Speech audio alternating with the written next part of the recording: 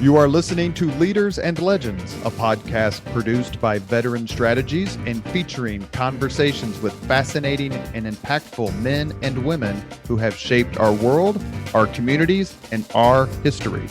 My name is Robert Vane, Principal of Veteran Strategies, and your host for our discussion. You are listening to Leaders and Legends, a podcast presented by Veteran Strategies, a local veteran public relations enterprise, and sponsored by Girl Scouts of Central Indiana, Garmond Construction, the Crown Plaza Hotel, Grand Hall, and Conference Center at Historic Union Station, the law firm of Bose, McKinney, and Evans, and the Bose Public Affairs Group, the McGinley's Golden Ace Inn, and McAllister Machinery, your friendly neighborhood Caterpillar dealer. You can find all your sales and rental equipment needs fulfilled at McAllister.com. We are pleased to announce our podcast is now a member of the All Indiana Podcast Network. In partnership with Wish TV, you can find Leaders and Legends at allindianapodcastnetwork.com. Thank you for joining us on the Leaders and Legends podcast. Our guest today is Notre Dame great, All-American, and recipient of one of the most famous passes in the history of Notre Dame football. And we'll talk about the Snow Bowl before our time is up. Mr. Reggie Brooks, thank you, sir. Thank you. Thanks for having me. Well, it's an honor. As someone, as we were talking before we started recording, as a Catholic kid from Indiana, I remember my father rooting like crazy for Notre Dame, and I remember games when I was a kid, but it was really your era, in the era of slightly a few years ahead of you, when Notre Dame came back, that reignited what Notre Dame football meant, not only to the state, but also to people around the country. I'm very excited to talk to you. I'm almost giddy, I would have to say. And the first thing I wanted to ask you is, as I was reading through your biography and watching clips on YouTube and various things, is I was struck that you went to Notre Dame. You're from Oklahoma. That's not a bad football school, not a bad football state. How did you matriculate to South Bend, Indiana? And if you want to address this as well, how did your older brother, Tony, matriculate to Notre Dame, Indiana? Well, it really started with him and my dad. So, my brother was Gatorade Player of the Year for the state of Oklahoma. So he was being recruited, by everybody in the United States, very highly touted. And Oklahoma was like really on him hard, in particular, Barry Switzer.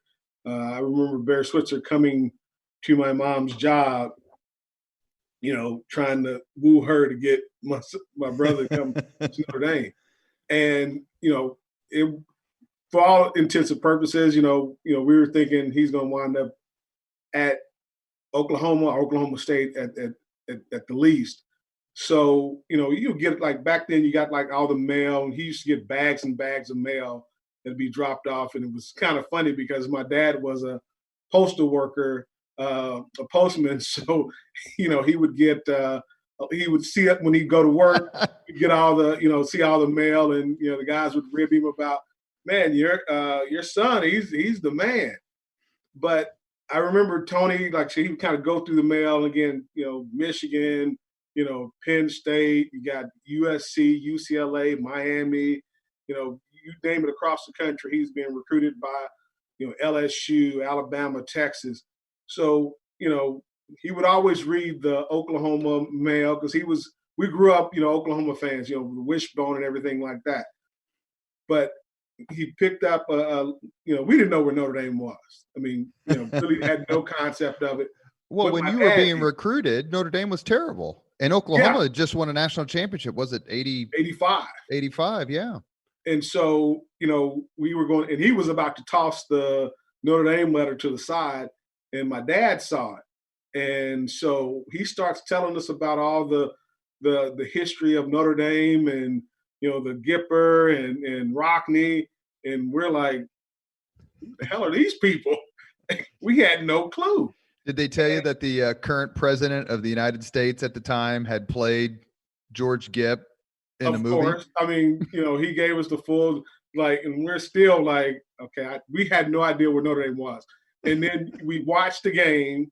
Again, it was not a great outcome. But what struck us was the, how they came in with the cameras and it shone on the dome.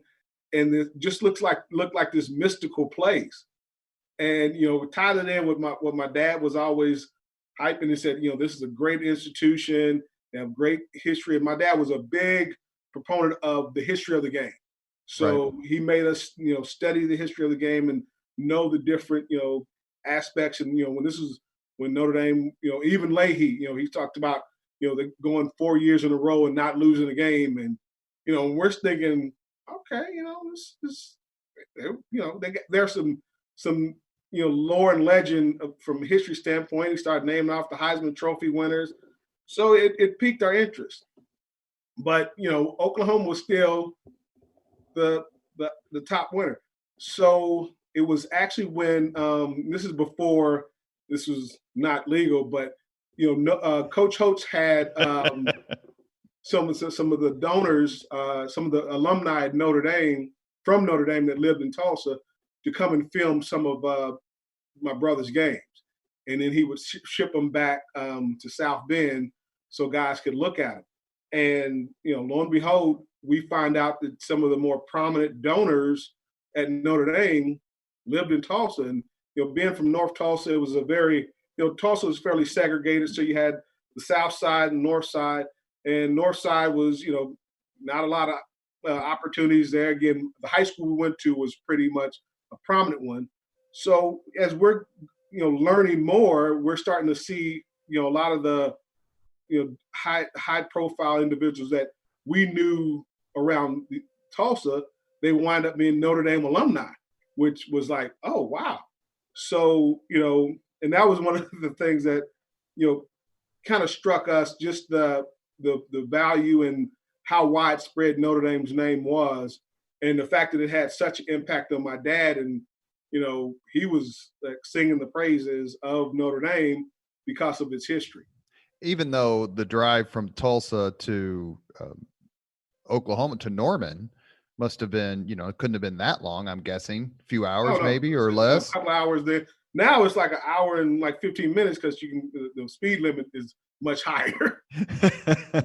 So your parents or your father pushed Notre Dame, even though they knew, hey, we may not be able to see every game because it's so far away. Well, now that was the other thing. So when, that was kind of the thought, because it was like a 14-hour drive from Tulsa to South Bend. And, we, didn't have a lot of money. And, that's why we were going to go to school, was through athletic scholarship. We did go to a prominent high school, Magnet High School, that was recognized nationally academically. So we had and that was the one thing that, again, that helped us with Notre Dame, is that, Notre Dame being an educational institution, and us having the background in education. And that was the one big thing for my mom, is that as long as my babies get a good education, she care less where we went to school, just make sure you get that degree.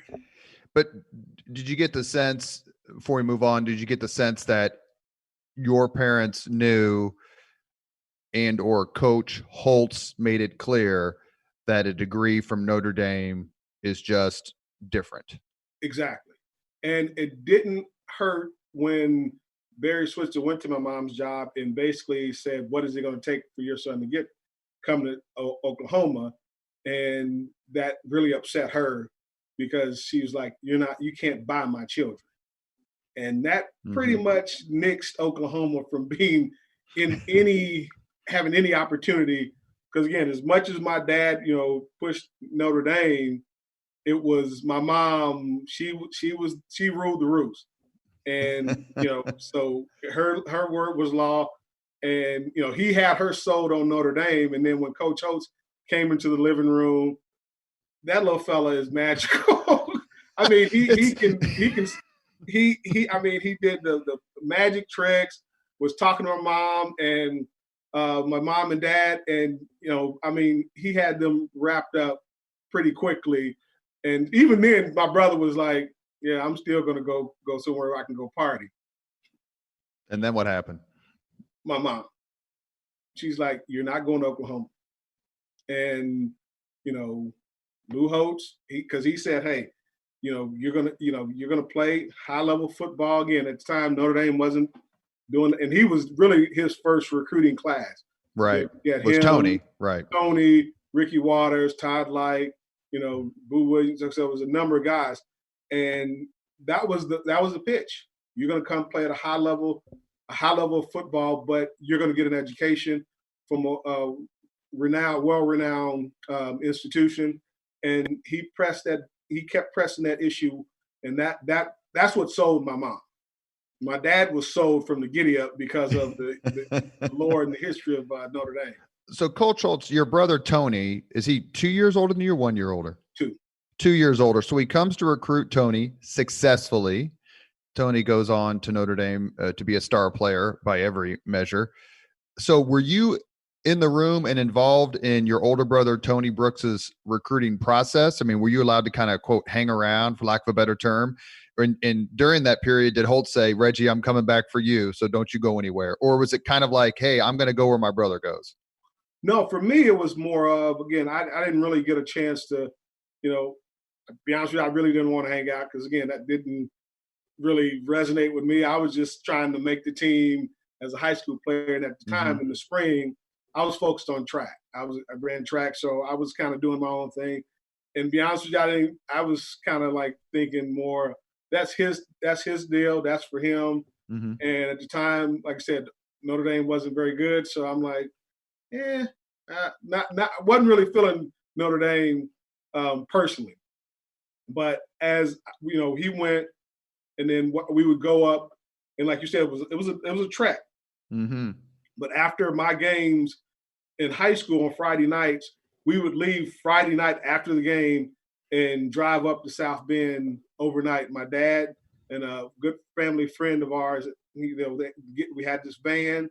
We'd climb in the van and make that trek, and we would get there early in the morning, go find the hotel, and go to the game. And that was kind of our ritual.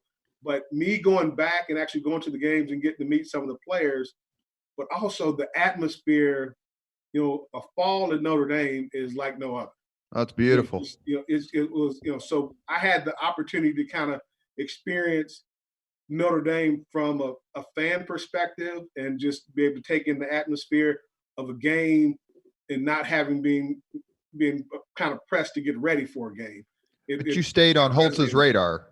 Forgive me. You stayed on Holtz's radar, right? Like he was aware of you, and he thought, so by the time you started entertaining college choices, the whole, well, Notre Dame's not that good right now, that was out the window. Exactly. They had just won a national championship my senior year, and that carried a lot of weight with me. But at the same time, you had several guys on the team that I'd gotten to know through my brother. And, so I had a familiarity with the program and how they did things. So it wasn't a foregone conclusion because at the time, Oklahoma State had Barry Sanders, and he was on his way out. He was leaving early as junior year. And I was feeling Oklahoma State because they ran the I formation. It was very similar to the system I ran in high school.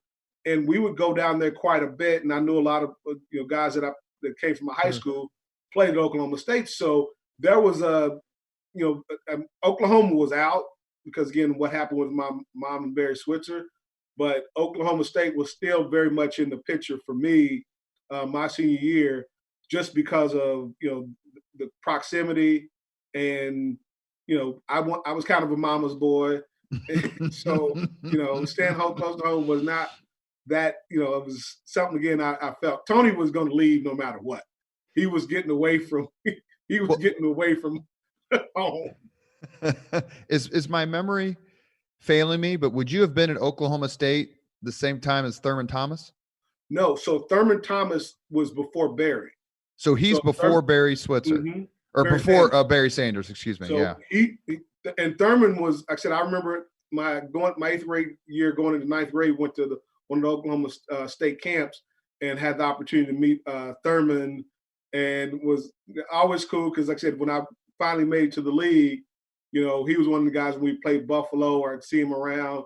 Mm-hmm. He always remembered me from the time when, like I said, he was a senior and I was going into the 9th grade. He was at the camp, and one of the guys that would talk to, they were recruiting my brother at the time, Mm-hmm. as a junior, but he did make some time for me, and we always had a mutual respect for each other because he was one of those guys that I looked up to coming out of high school. If you had to describe Lou Holtz, I'll give you 3 words, just 3. Which 3 would you use? Intense, demanding, and impatient. Impatient for improvement, impatient based on behavior. What did he win? Period. I mean, this guy could go from 0 to 100 in a matter of seconds.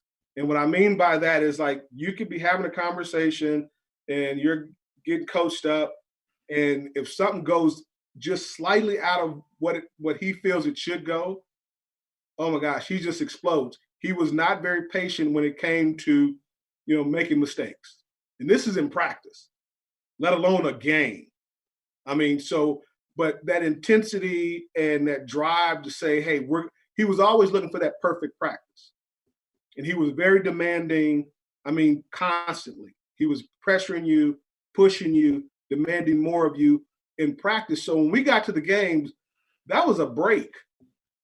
We got to a game, we could actually relax at a game versus practice. I think players have said that. We had Ray Tolbert, if you've ever heard of Ray Tolbert. He was captain of Indiana University's 1981 national championship team, Mr. Basketball, and here in Indiana, first-round draft pick. He said that. He goes, man, games were easy compared to practices under Coach Knight. Like, we couldn't wait to actually get out there to play because, then we could kind of do our own thing within the framework of a team concept. He goes, but man, in practice, he's constantly stopping it. And, Coach Knight's known to be a little excitable. So Lou would we do 24 periods. So it was 24 periods of 5 minutes per period. So 2-hour practice. And so you would go, and they said there was, practice was scripted out from individual, even from warm-up. So calisthenics to individual to one-on-ones to 7-on-7 to indoor, and in certain pockets he would have, like, we always had 2 special teams periods of 15 minutes per. So 30 minutes of the practice was focused on special teams.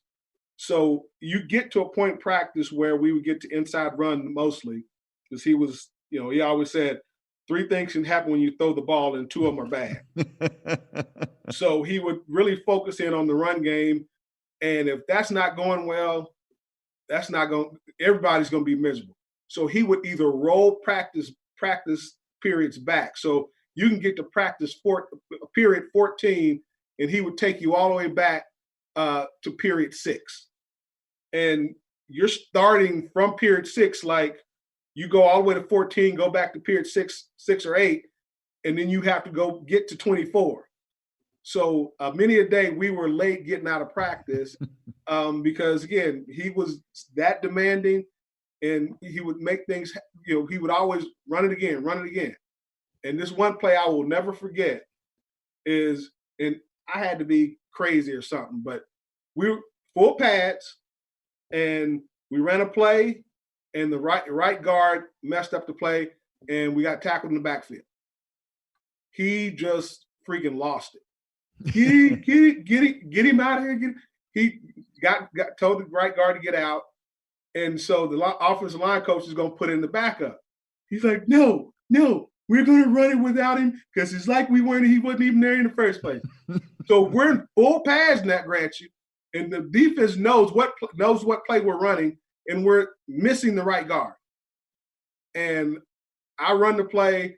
Oliver Gibson is the nose tackle, and he comes off and literally almost knocks me out. I'm literally looking out of my ear hole. Just blasted me. And it's like, and I think back now, it's like, why would I run that play knowing the outcome? And it just you would find yourself doing things that you wouldn't normally do because you wanted to make sure that you did your very best. And again, it was for the guys you played with, your teammates. How do you do better for them? And this is practice. But I know one thing: I never had to worry about that in the game. Well, let me ask you one more question about kind of Holtz and recruiting. You heard, or you've read a lot of recruiting pitches, and one of the things that I read when I read recruiting stories about Notre Dame players is that the coaches and the folks talking to prospective Irish say, look, this is a 40-year decision. Like, I know you don't understand now, but you will understand how this is going to impact your life for the rest of your life. You won't just play and then leave. Did that come true? Are you a living embodiment of that recruiting promise? I would say so. And Coach Holtz was very big on, and he'd tell you, a lot of you guys, but this is after you've signed your letter of intent. So I don't know how. So he'd tell us, like I said, first, when the freshman freshman would come in a week before the upperclassmen, and he said, a lot of you guys are not going to like me. A lot of you guys are going to hate me, but you will thank me when you get that degree. And 18, 19 years old, you're like, yeah, whatever. I'm here to play football. Mm-hmm. But it has been such a blessing because I almost left Notre Dame. After my sophomore year, I was frustrated, wasn't getting opportunities. It was, the cultural differences really, impacted me coming from North Tulsa to, South Bend, Indiana, which I knew nothing about. It was very difficult, and just the transition, because I didn't grow up Catholic, and Notre Dame was very Catholic. But my dad was like, you made that commitment, you're going to stick with it. And I'm so glad that he forced me to grow up. And you're going to have challenges, you're going to have, things happen. But the thing about Notre Dame that I always remember is, people cared for you. You cared for your teammates, but you were required to go through some things that were difficult, but it lets you know you can overcome a lot if you have people that genuinely care for you and want the best for you. And I can go anywhere in the country, and in some cases the world, and if I'm wearing that interlocking ND, there's an instant connection that people will acknowledge, connect with, and communicate to you. What, were you from Notre Dame? And I'm literally in Tanzania, and this is 2011, 2009, I believe. I'm in Tanzania, Africa, and would go out, was, kind of going back and forth, went out with my Redskin gear on one day, played with the Redskins. Nobody gave me a second look. A couple of days later, I had on a Notre Dame hat, and was out in the market, and these guys came up to me, Notre Dame. Didn't speak a lick of English, but they knew that interlocking ND. And that really hit home for me, is like, wow, this is a worldwide brand like no other.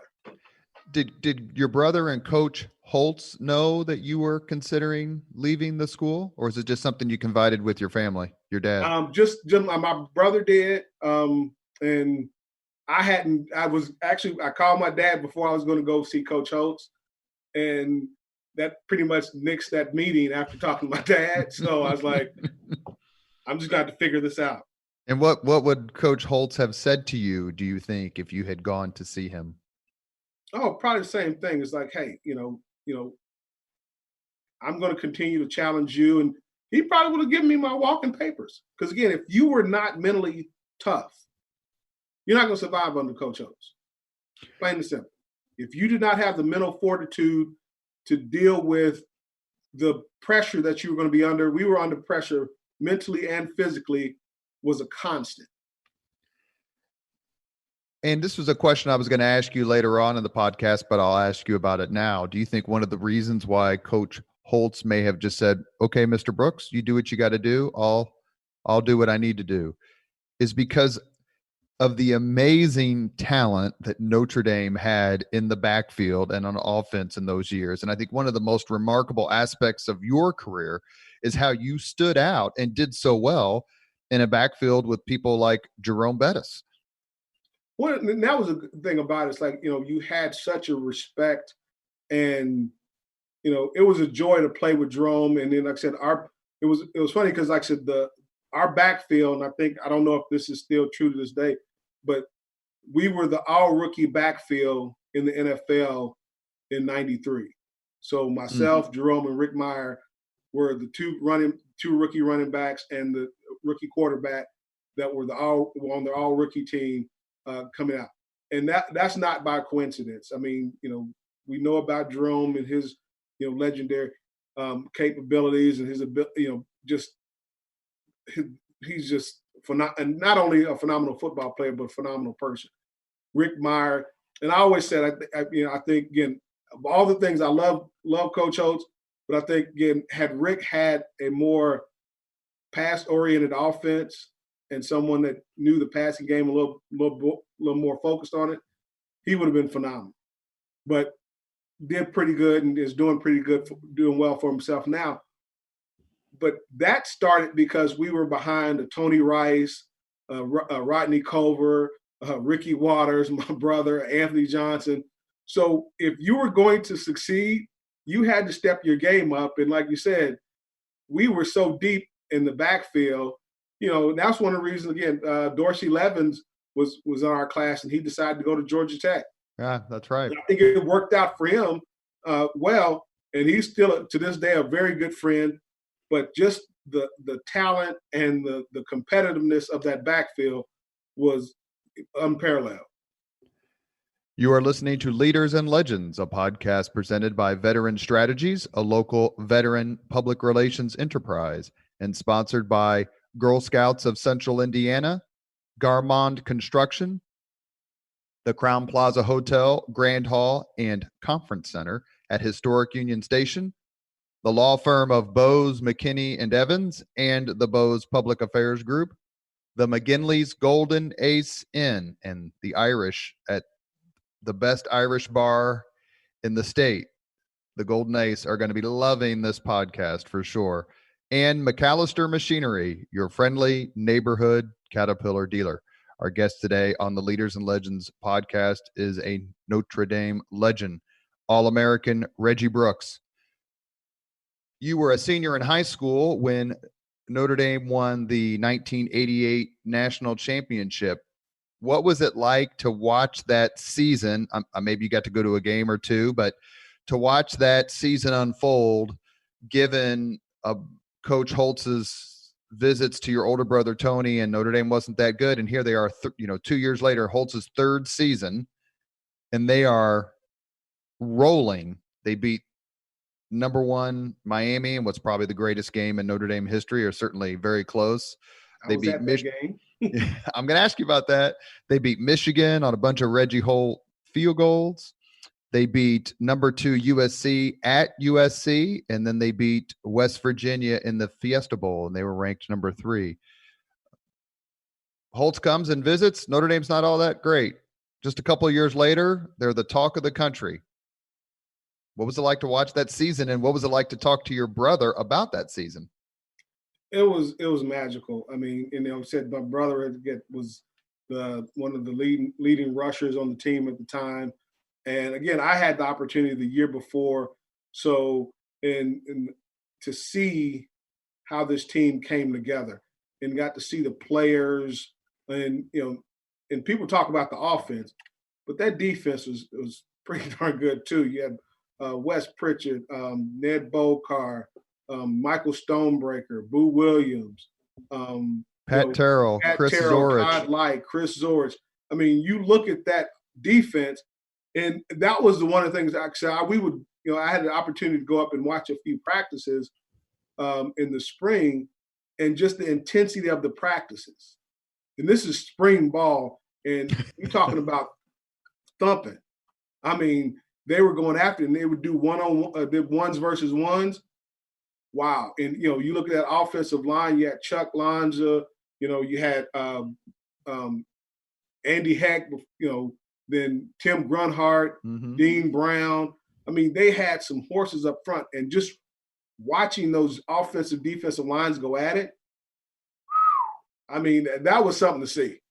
You said you were at the famous 31-30 victory. I think it's at October 15th, 1988, where Notre Dame beats Jimmy Johnson and the I don't know if powerhouse is quite the term, but it's pretty darn close and maybe understates it. Defending national champion Miami Hurricanes. It's the subject of a 30 for 30, which is available on your Amazon if you want to watch it, called Catholics versus Convicts, that centers on a t-shirt, controversial t-shirt that was part of the lore that day and ever since. But the game itself is absolutely magnificent. And you were in the crowd. I actually got it, and again, I was there on an unofficial visit. I got to come again. Like I said, we would, we play Friday nights and hop in the van and drive all night to get up to South Bend to watch the game. And so I had the opportunity to be on the sideline when the fight broke out, which just was the pregame fight. Mm-hmm. Yeah. So in the tunnel, I mean, that got you so hyped, because that was the thing about Miami, was very much about intimidation. They would come in and, just say, hey, we're going to take control and show you that, we're physically, and try to psych you out. That was not going down that game. And it was funny because I remember, Rocky Abismal, great return man and great receiver, getting there fighting and scrapping it up, Tony Rice. And I'm like, wow, that's the quarterback of Notre Dame. And nobody was backing down. And that just set the tone for that game. I think everybody's trying to get behind Zorich. Like, Zorich, you just take on that whole team. I think you'll be fine. But that's the thing about it. It was like T. Rice was like right out front, Stan Smagala. It was like, and again, you knew what Miami was trying to do. They were trying to intimidate the Notre Dame team, because again, about a couple of years before, Miami had throttled Notre Dame like 58-6 or some crazy number. And, they were thinking that this is the same soft team. No, completely different mindset, completely different focus. And there was just this intensity. And be honest with you, that really lit a fire under Notre Dame and saying, okay, you think you're going to come in our house? There's no way.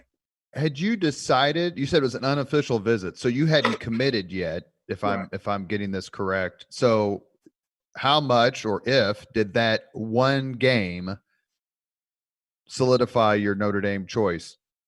It had a major impact, because again, for me, it was always about the team, and to see guys come together for a common bond, a common goal, just really resonates with me. Just seeing guys saying, hey, we're not about, one person or a couple of stars. This is about us being there for us and setting the tone of, because football to me is the consummate team sport. It requires 11 guys, whether you're offense or defense, to execute at a high level and to be on the same page to have success. And that requires 11 people working together constantly. Each play requires 11 guys to bond together, come together, and execute a play.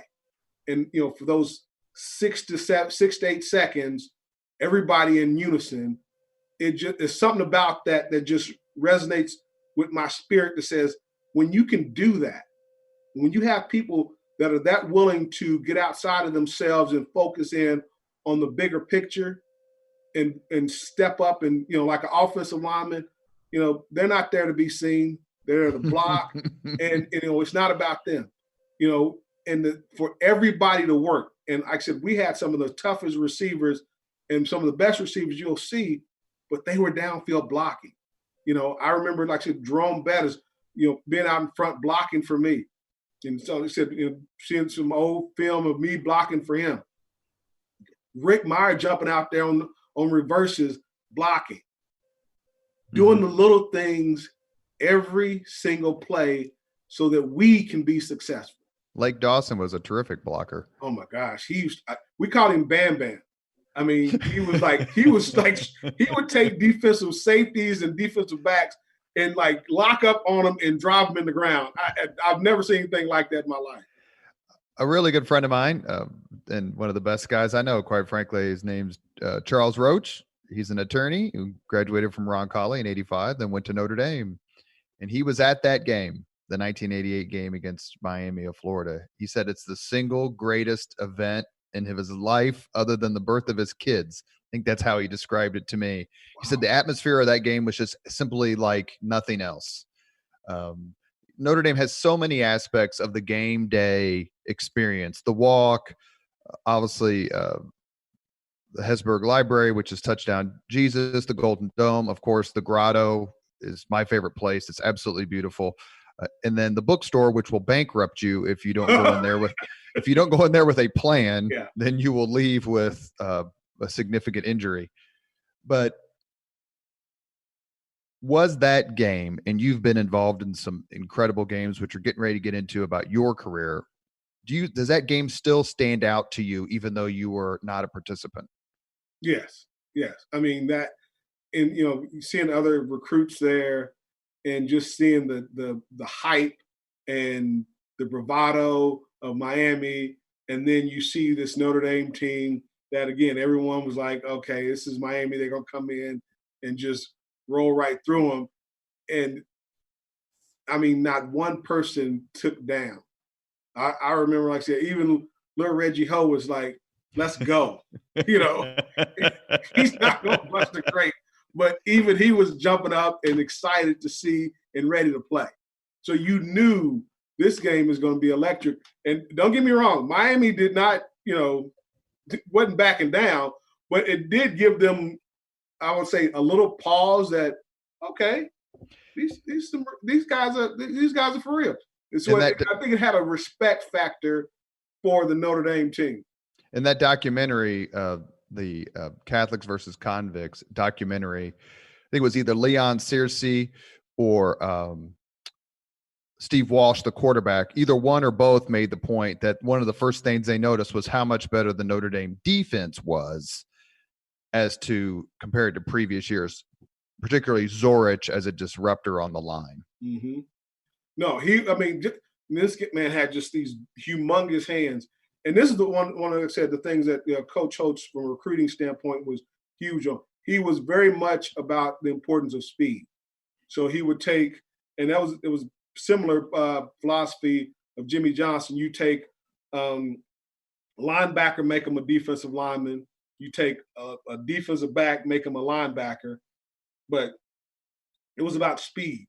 And you saw a lot of the improvement over those first few years was in the speed of Notre Dame's defense as well as offense and their ability to match up. Todd Light was a 4-4 guy.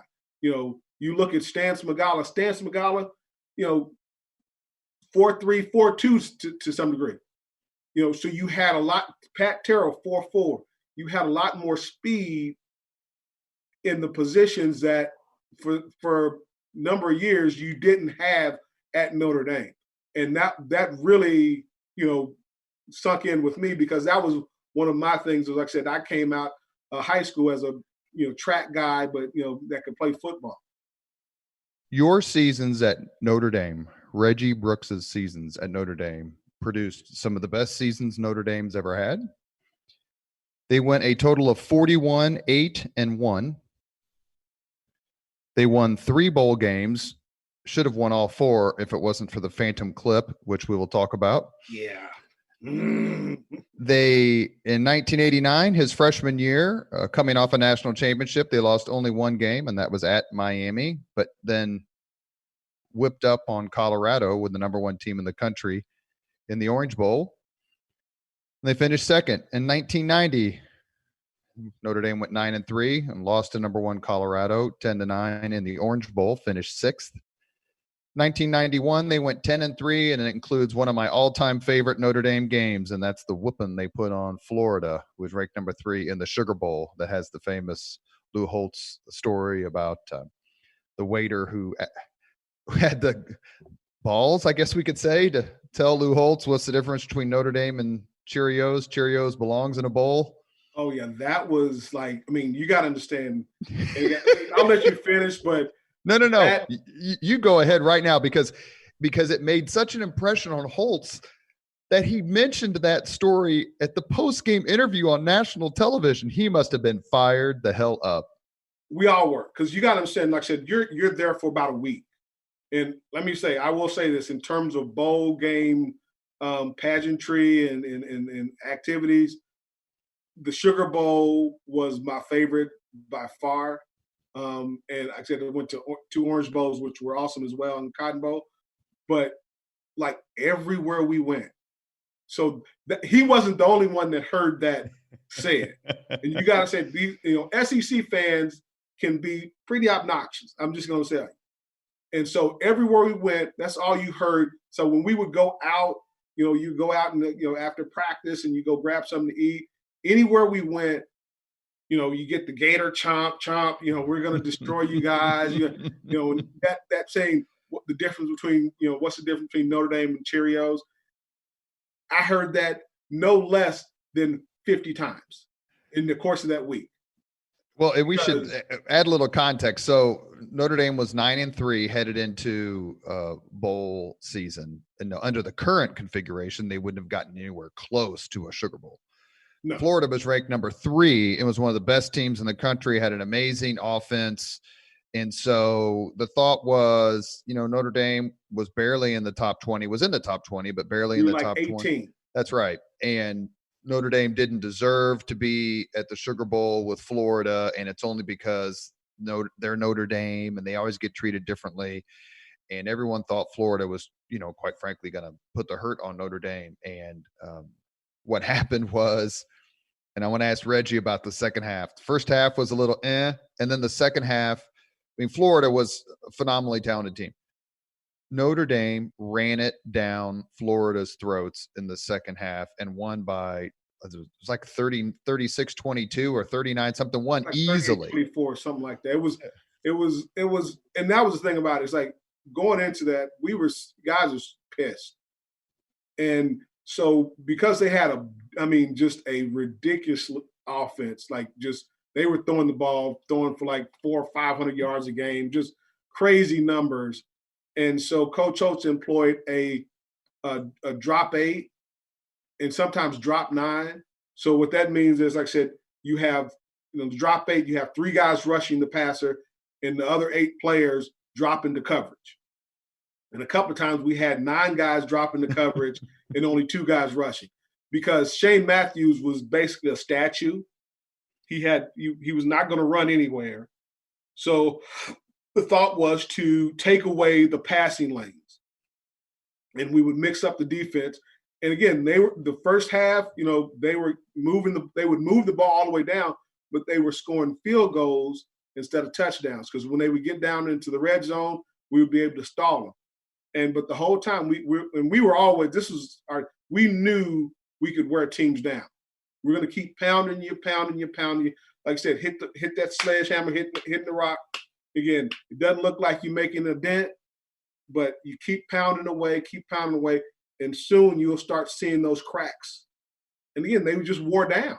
And then as a running back, that has to be what you live for. In the second half, Notre Dame just runs over Florida, including 2 iconic and significant runs by Jerome Bettis. And I don't think one of the commentators, it might have been Dan Deerdorf, because it was covered by ABC, said, "I guarantee you Steve Spurrier did not think his team would lose to Notre Dame tonight." No. And they were kind of smug too, in terms of it was an arrogance about them coming in that game. Like, they didn't feel that we deserved to be there either. Right. Because you would have, like, during the week, you would have like these mixed team functions where, the pageantry, you go to different dinners and activities where both teams would be required to be at some of the functions. And we had a lot of guys on our team that were from Florida. So a lot of our Florida guys were hearing all the smack that's being talked, because we practice up to a point, then fly home, for Christmas. and we would always usually have to leave out Christmas Day heading to the bowl site. So a lot of our Florida guys had been hearing, oh, well, we're going to, we're going to destroy you guys. You guys don't have a chance. And so, it was the trash talking was going even before we even got to the bowl game. So you add that plus fans just everywhere we go. If we wore anything Notre Dame, they were harassing our fans. Just the disrespect was next level of disrespect. And it's just like we were so keyed in to we didn't want to go out and hang out anymore. We just wanted to get to the game because we were that pissed off. Well, and the one thing I remember, and then we'll talk about your senior year and then some general conversation in the minutes we have left, but Holtz gets carried off the field. That's how big of an upset it was. And it's funny to think that because Notre Dame was riding high. So who would they be upsetting? But that year didn't work out exactly how everyone had planned. I want to know, to the extent you can tell us, what was that locker room like after the Florida victory over Florida in the Sugar Bowl? That has to be a locker room you remember. It was like just a release and everything. It was just a sweet release of, you had been waiting for this for a whole week, just getting to that point, and to do it in the fashion that we did it. Needless to say, that night there was a lot of partying going on. So we left, New Orleans with sweet victory. And again, we couldn't wait to get into the locker room after the game so we could say, okay, hey, where are we going? Because we wanted to see those same fans that was talking all that mess all week long so they could hear. So who belongs in the bowl? I hope you let them have it. Oh, you know we did. We did. Reggie's senior year is one of the greatest years, individual years especially, but a terrific team year as well. Reggie Brooks' senior season at Notre Dame, he rushed for 1,372 yards with an almost unreal 8.0 yards per carry average. He scored 13 touchdowns, was named an All-American, and finished 5th in the Heisman Trophy voting that year. Do you look at 1992 and think about how great it was individually and in terms of a team? Or do you look at that and go, frickin' Stanford, how the hell did they beat us? You had the tie against Michigan, which, I remember that's something we're going to talk about with the touchdown, but I remember Holtz going off on the sideline reporter, John Dockery, because he had the temerity to ask him about a tie. But okay, you tie Michigan at home. Okay, that happens. Michigan was a great team, but you lose to Stanford, and that's the real only blemish in a terrific Notre Dame year. And this is where I'm trying to be better about this, but the Stanford game that entire season, not like I said, not the game, the run against Michigan, not the catch against Penn State. It's the loss to Stanford that resonates the most with me, because again, I wound up getting a hip flexor. So we were up the first half, and I played through the first half and then got injured, and I just always felt like, why couldn't I get back out there and help my team? I felt like I let our guys down, and just have to sit and watch things go, the fumbles, the interceptions, the bad things that happened in the second half, and not being in a position to do anything about it was just crushing, and that was, you always talk about think positive. That of all the things that happened in that season, that just hovers and sits on me to this day. I just felt like I let the team down because I wasn't there for them, because that was something that always, like I said, resonated with me. We were always there for each other. One of the things that's come through, and we've talked to several athletes, and we just recorded a podcast a few weeks ago in chronology with the airing of the podcast with 3-time Indianapolis 500 winner Johnny Rutherford, who's was a terrific, generous interview. And he liked to talk about his victories, and he enjoyed, walking down memory lane. And then I asked him the question that I ask all athletes of his stature and yours is, if you close your eyes, what comes to your mind first, the games that you won or the games that you should have won? Or in his case, the race. And he immediately took off about the I think it was 75 Indianapolis 500 that he thought he should have won and lost. That was the first thing he mentioned. And here I am talking about 92, and I kind of led you to it, but Stanford was a good team, but not a great team, and beat you. I don't know, it was like 33-16. I can't remember the exact score. We were up 16, I think 16-0 in the first half, or 16-3, and to just see the wheels fall off in the second half, I mean, it was like surreal, being on the sideline and just feeling helpless to see things just go awry in a matter of a half. Well, and Stanford was coached, I think, if my memory serves, by Bill Walsh, who coached Stanford, then coached the 49ers, and then did Notre Dame games with Dick Enberg, and then came back to the stadium and won that game. But let's not, neither of us dwell on this because we want to have a good rest of the podcast because we'll get all weepy. Well, you remember a lot of the except certain plays here and there. So if this didn't happen, because that was a game again, if we could have connected on maybe one or two of the deep ball passes that were wide open that, we just didn't connect on, the what ifs. I mean, that is the what if game of the century for me. Well, let's talk about another maybe what if or not what if, since we've got you on the podcast. I remember watching this, it was 30 years ago, but I remember it and just thinking, you've got to be kidding me. And that's the phantom clip call on the miracle Raghib Rocket Ismail punt return against number 1 Colorado in the Orange Bowl. It's your sophomore year. Colorado wins 10-9, but if the call doesn't come through, Notre Dame ends up winning that game. If you can look it up on YouTube, it's an absolutely beautiful punt return. They kick it to Rocket, which is the first thing you can't be serious. He takes it all the way back. There's a 1% clip on the play that they shouldn't have called. What's it like being on the sidelines when you see something so unbelievably beautiful ruined by some insurance salesman who can't get out of his own way? Well, the thing that stood out to me about that game, and particularly that play, was Rocket called it. He said, "I'm taking this to the house." And, again, this is, for one, we were like, how are you going to do that? Because there's no way these people are they're going to kick you the ball. I mean, they kick it right to him. Yeah, that would be the most asinine thing to do, considering that is one of the only ways that we were going to have an opportunity to win that game is if they kick it to you. Because we always expected to have a return, or a block punt. We were very diligent about special teams, and that was something that Coach Oates was adamant about.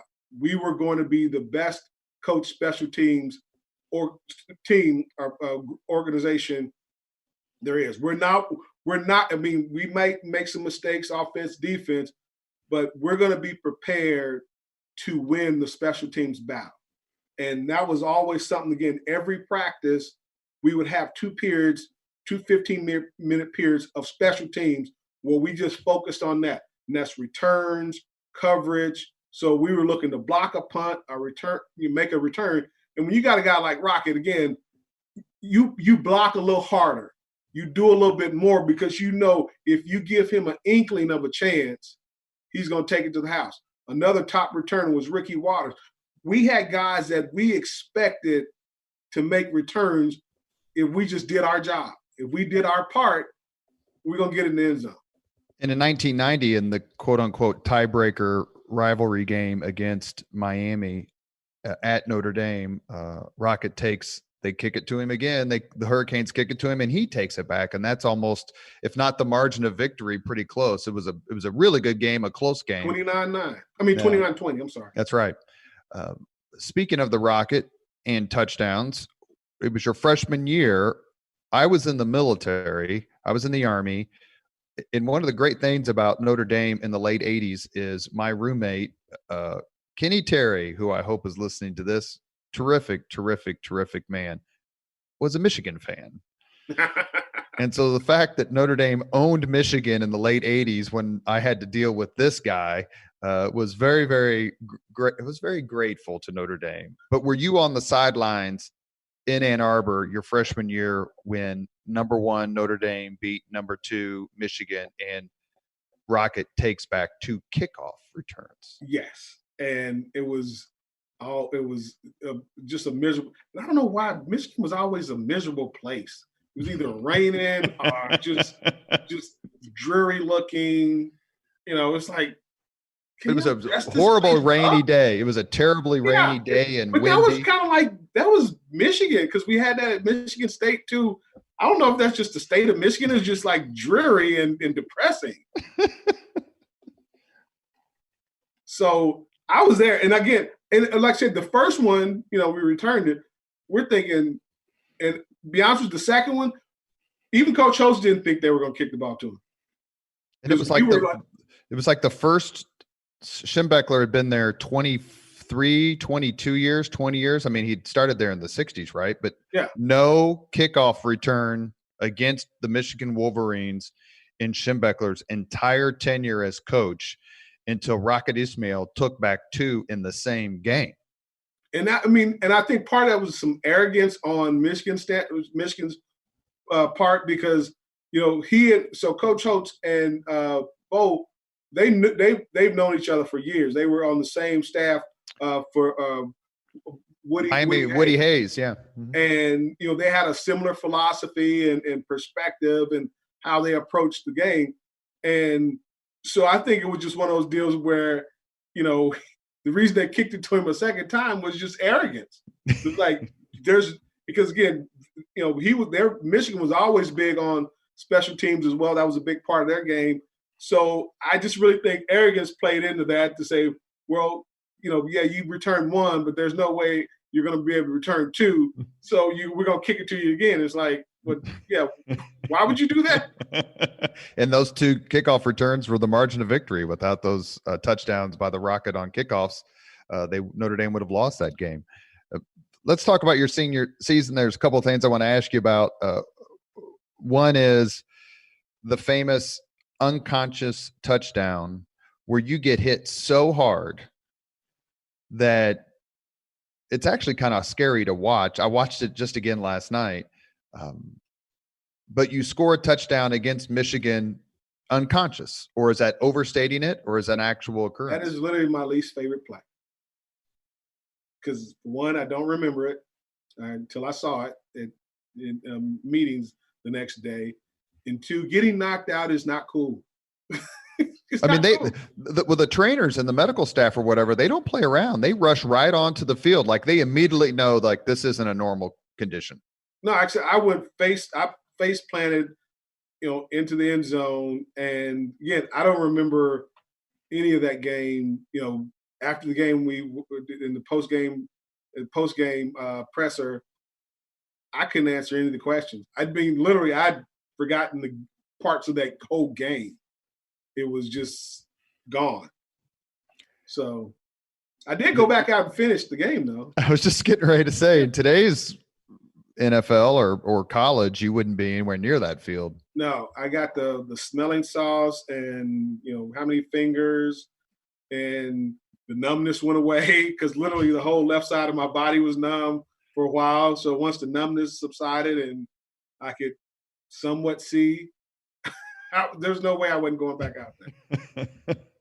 One of the things that your class did, and I was going to ask you about the pressure of this, is Notre Dame went undefeated against USC for 11 straight years. Your class, all 4 years you were there, beat USC. How important was it for you to keep that streak alive? That was huge.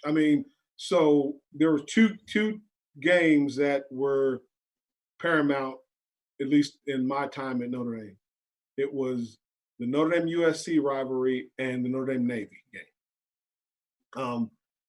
Notre Dame Navy was more about respect and honoring the connection between the Navy and Notre Dame, because again, for years, Navy enlisted their officer program and kept Notre Dame's doors open. So we are indebted to that series. And I know a lot of people that go, why do you keep playing that game? Because they run that option and they can get injured. Then no one can say anything bad about Navy to me, because again, I'm big on history. That game and then USC are the two. Again, we can lose every game, but those two. And I would be like, oh, but losing to USC, to this day, and like I said, you can you ever talk to any of my kids? We have 5. My wife, me and my wife met at Notre Dame, and to this day, I was like, we have 2 more going to college, and all of them know you can go to any other school in the country, any school, and I have no problem, paying the tuition and paying for those others, but I will disown you if you go to USC. It's just not acceptable. So a terrific Notre Dame game against USC is 1989, where USC comes to Notre Dame Stadium as winning, and then Notre Dame comes back in the second half. You're 4-0 against USC. You were 3-1 in bowl games. Should have been 4-0 if it wasn't for that awful call against the Rocket. A rival of Notre Dame's back then, which has gone by the wayside because Penn State decided to join the Big Ten. But the Notre Dame-Penn State rivalry in the 80s was as intense as anything. And quite frankly, Penn State did very, very well against Notre Dame.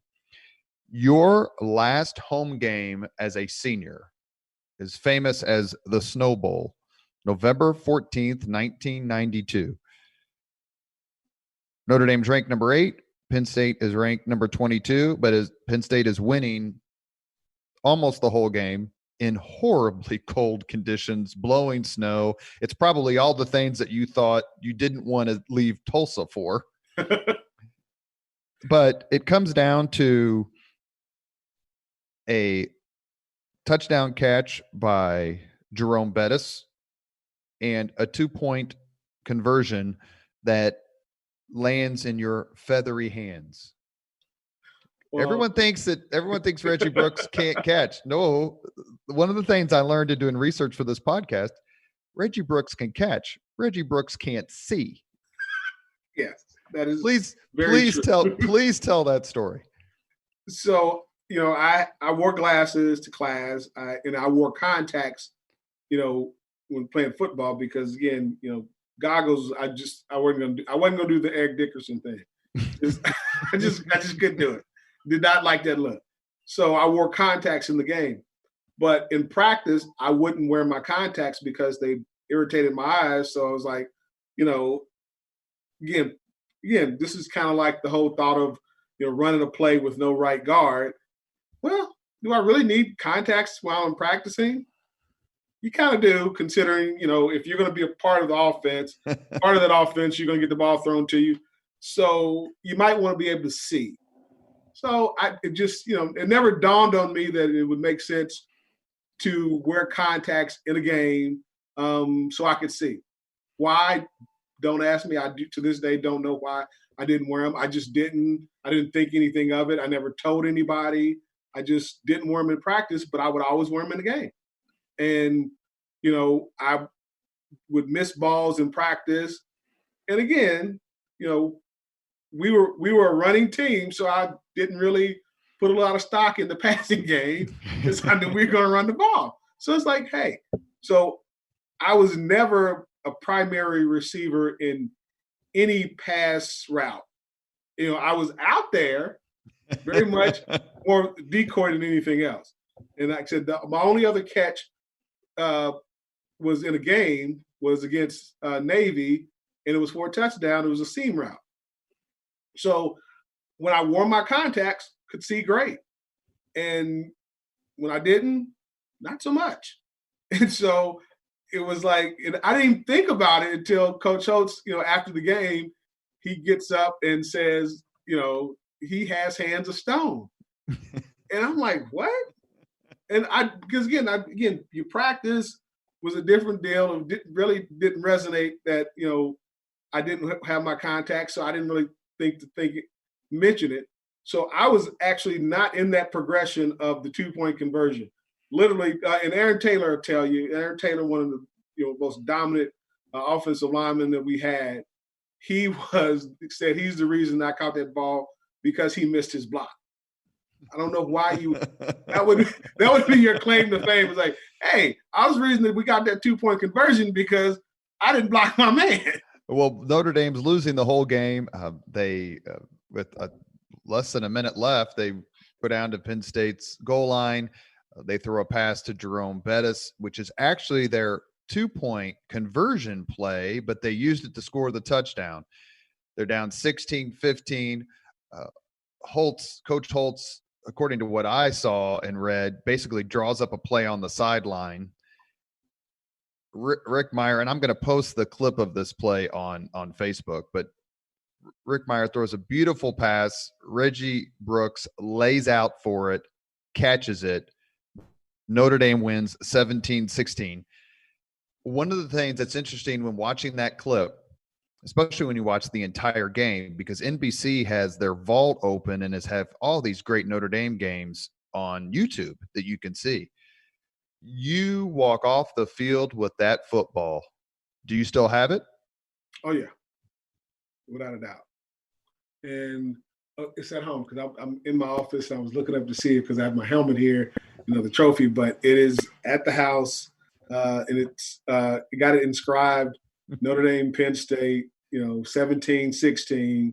And it doesn't say the Snow Bowl, but because you'd get like game ball. So that was the game ball for me. And the other important point of that game was that was the first senior class to leave to win their last home game in Notre Dame Stadium.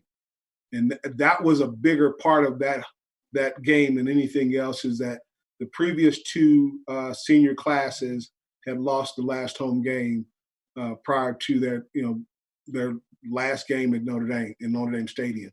That was one of the questions I had written down. Do you go into your last game at Notre Dame Stadium? I mean, you'd been there as a recruit. You had played, by the time of your senior year, you'd played probably 25 games there, at least close to that number. You're just thinking, there's no way we're going to lose my last game at the house that Rockne built. That was the majority of the talk. I mean, within the course of the week, it was extremely important. I mean, Rick, myself, Irv Smith, our secondary was all freshmen, but Brian Radigan, Demetrius DeBose, that was a huge Junior Bryant, just thinking about the guys except our senior class. That was a huge, huge part of that game, and just the tenacity. And, we're talking about we could have tied the game and, ended with a tie, but there was no way. And coach knew it too. That's why he was like, hey, we're going for 2. That was going to happen regardless, just because we did not, and coach knew we could not go out without, that last home game without a win. That was something that we just stuck with us because we were a part of those teams of the previous 2 years, and to see and not be able to send that senior class out on a high note, we just couldn't allow that to happen. You go on to crush number 3 Texas A&M in the Cotton Bowl. You finished 4th. But in looking in the few minutes we have left, 2 of the most famous plays in the history of Notre Dame football happened in the exact same corner of the exact same end zone. What did Pat Terrell ever say to you about, hey, you trying to take my spot?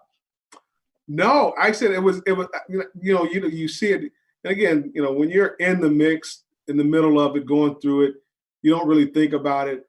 But to be able to step back and reflect on just the magnitude of the plays and be a part of that, be a part of that Notre Dame history and that lore, because you're talking about George Gipp, Johnny Lujak, Latner, Tim Brown, Paul Horning, Paul Joe Horning. Montana, list goes on. Yeah, and but that was the thing. That was the magnitude of what that playing on that surface meant. And even to this day, coming out of the tunnel, and countless guys, even guys like I said, Joe Theismann, even now coming out of Justice Allen Page, coming out of that tunnel, still resonates with guys. Yeah, you may not have been, it may have been years since you played, but to come out of that tunnel, whether you're walking out of it or running out as a player, it's something special. Speaking of someone we'd love to have on the podcast, Alan Page, what an absolute phenomenal human being, besides football player, one of the greatest defensive players in the history of the NFL, one of the greatest players in the history of Notre Dame. But what he's done post-football is just absolutely phenomenal. The Page Foundation is a true blessing, and he does such a phenomenal job with the young people, and it just highlights the importance of education, and how the value of it is something that, again, you can't take that away. And, I've had the just sheer joy and honor of communicating with him fairly regularly, just to talk. I always kind of be like, wow, because I can call up, a Leon. I mean, I can call up a John, Latner. I can call up John Hewart, and it just, I was, texting with Joe Montana, and when you're doing it, you're like, because again, with my role, it's about outreach and make sure guys are connected. But that's what's special about Notre Dame. It's the people, and these are the same individuals that are just icons. But to have the ability to speak to them on a personal level and just get to know them as human beings, you get to see a different side of them that, humanizes them, but also lets you know, this is what I'm a part of. And it must have been important as maybe not when you first go to Notre Dame, but as your career progresses at Notre Dame, to be conscious of that legacy. And I'm going to say it because this is how they would say it in the Army, right? Like, don't be a knucklehead. Like, you do understand that if you're here, you're representing Tim Brown, you're representing, Bob Golick, you're Joe Montana, Dave Casper, Alan Page, Bob Kuchenberg. I mean, too many, Joe Theismann, too many people to name. Does that not weigh on you, but is it something that you factor in? You're like, look at the people who came before us, what they mean to the community at large. And I can add to that legacy, and I want to. That's exactly the point. Is like, you don't want to let those guys down because they set a standard. And it's not so much that you have to live up to it. Just don't bring it down. Don't be the one to cause shame or bringing that legacy down. And it's not so much a pressure as it is an honor, And it's not just the former players. I look at Father Hesburgh. Exactly. And what he has done, what he did for so many, that was a part of the fabric of Notre Dame as a community. And being a part of that community goes beyond playing a game. Because in the end, that's what you're doing. You're playing a game. But life happens. And to see, you see these individuals go out and do great things beyond their playing career. I marvel at the work that Jerome does with, the Bus Stops Here Foundation, Justin Tuck and what he does with his literacy, Rush Literacy, and, Golden Tate and the focus on, veteran, helping veterans. Same thing with Brady Quinn. It's that's where the rubber meets the road, not the success that you had as an athlete, but who are you as a person? What are your values? And that's what you were taught at Notre Dame, to step it up, not only on the field, but in your life, your personal life, spiritual life, but also giving back to others, because that's what you were made to do. Your career, last question before we end with the final 5 questions we ask of anyone. Your career is bookended by two of the most famous seasons in Notre Dame history, the 1988 national championship team and the 1993 team that is one field goal against Boston College away from winning the national championship again, we would think. But that's the famous year where they beat Florida State, which ironically, when it came to the final rankings, the only game that didn't matter to the pollsters was the game that Notre Dame beat number one Florida State. You know, did you ever go like, damn, how come I missed out? I mean, that's just kind of the accident of birth, but you would think, man, that's if I'd gotten there a year earlier, or I'd gotten there a year later, maybe that would have made a difference. Well, and that's why I think the Stanford game resonates so prominently with me, is that, you know, I still feel we should have won at least one more national championship during that period when I was there, because, you know, you see all these opportunities and a lot of these same guys, you know, the Brian Youngs, the Pete Bursages, the Jim Flanagans, you know, the Brian Hamiltons, I mean, that were coming on the back end, the Tom Carters, the Jeff Burses, you know, you had all these, you know, Derek Mays, Aaron Taylor. You had these really talented guys on the back end. It's like that you played with that, man, our senior year, of the 22 starters, you know, 17 or 18 went to the NFL. You know, our offensive line, you had Tim Ruddy, you had Justin Hall, Aaron Taylor, Jordy Halter, Lindsey Knapp, Irv Smith, Oscar McBride, Lake Dawson, Rick Meyer, you know, myself, Ray Zellers. On defense, you had Brian Young, Brian Hamilton, Demetrius DeBose, Carmel McGill, Devon McDonald, Jeff Burris, John Covington, you know, Tom Carter. All these guys went to the league, you know, and a tie and a loss. Oh my gosh. Yeah. Should not have happened. And I completely get it. I mean, I've never played anything at a professional level or even close from an athletic standpoint. But you know what? I can remember racquetball games I lost in 2001, 15, 14, like they were yesterday. And someone's like, dude, it's club racquetball. And I'm like, whatever. Do you keep score or not? Yeah. Exactly. I could not imagine, you know, having the sorts of defeats that athletes at your level, professional and amateur, have to deal with. Obviously, you know, like I said, these folks that we've talked to so far, that's the ones they bring up. That's what they remember. We end the podcast, the Leaders and Legends podcast, and we're with Reggie Brooks with the same 5 questions for everyone. Are you ready? I'm ready. What was your first job?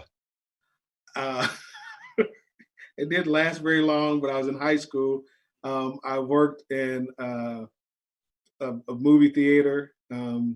So I was one of the, I took tickets and cleaned out the movie theater after the people left. Reason I stayed for about 2 weeks, but they were on their feet too long. I was like, I got to sit down. This is just, this is not for me. What was your first concert? Actually, first concert was by accident. This is I was in college and went to a Prince concert and was in that's Atlanta. Good. And to be honest with you, I was not a huge Prince fan, but wow. I mean, a phenomenal concert. Was going, just to hang out with some friends. I said, well, I'll go. I mean, don't have anything else to do. I was doing the spring break. And I mean, just a phenomenal concert. And this is when, like I said, the lead act would perform for more than 30 minutes. That's a terrific first concert. If you could recommend, question number 3, if you could suggest any book for someone to read, which book would you recommend? Well, I'm more into the not fantasy, but nonfiction. But there's this one book I read, and this is a while back, Boys in the Boat. It's a book about rowing and the importance of everybody in the boat. If you anything where it was an 8-man boat, and they're rowing and going, and this is they're rowing in the Olympics at in Germany. Mm-hmm. But it talks about their life through, and how, again, the importance of everybody in the boat. And again, if you're rowing, you have to be in lockstep with everybody. And because if you get any sort of drag or anything is in the least bit off, it will just slow you down. And just the precision that it takes, and everybody being on the same page, from the coxswain to each, and the difference between the guy in the front and the guy in the back of the boat, it goes through all of that, but it also goes to their lives as they go on in the army and in the service and their families. But they always come back to this boat, being one of the 8 in this boat, and winning the championship, and the sacrifice and the commitment that it took to get there, and how it impacted their lives years later. And that book just resonated with me to no end. Our rowing coach, Martin Stone, hit me to the book, and this guy's, rowers are a different breed. So, I was kind of skeptical about it, but after reading it, I mean, I just ate it up. And what's the name of the boat? Boys in the Boat. Boys in the Boat. Number 4, if you could witness any event in history, be there as it happens, which event would you choose? That's a good one. I'd have to say the crucifixion.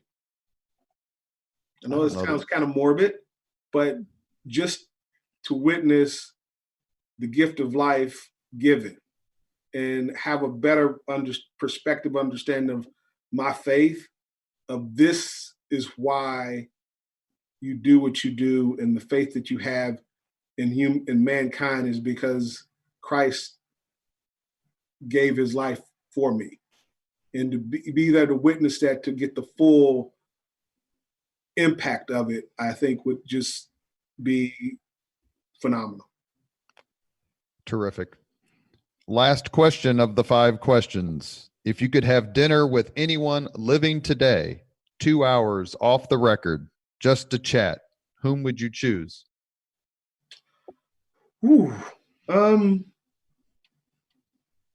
Actually, I would say Michelle Obama.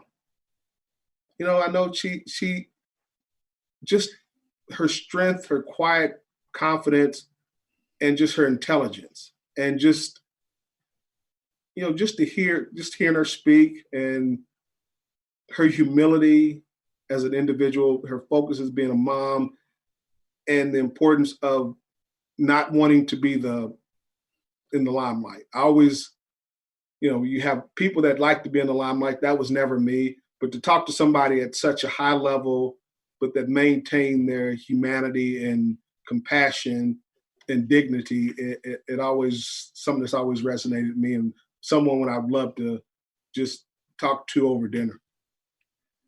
You have been listening to Leaders and Legends, a podcast presented by Veteran Strategies, a local veteran public relations enterprise, and sponsored by Girl Scouts of Central Indiana, Garmond Construction, the Crown Plaza Hotel and Grand Hall and Conference Center at Historic Union Station, the law firm of Bose, McKinney, and Evans, and the Bose Public Affairs Group, the McGinleys, Golden Ace Inn, and McAllister Machinery, your friendly neighborhood Caterpillar dealer.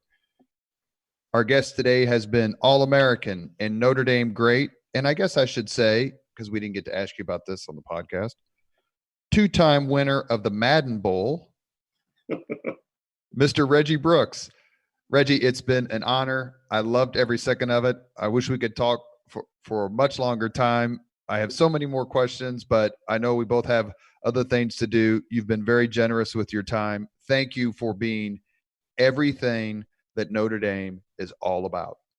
Thank you so much for having me. And again, we don't have to be on the podcast. Keep in touch and continue the conversation. Would love to. Thank you, sir. Take care. Take care. Thank you very much for listening to Leaders and Legends, brought to you by Veteran Strategies Incorporated. If you want to contact us about this program or our menu of public relations services, please send us an email at robert@veteranstrategies.com. That's robert@veteranstrategies.com.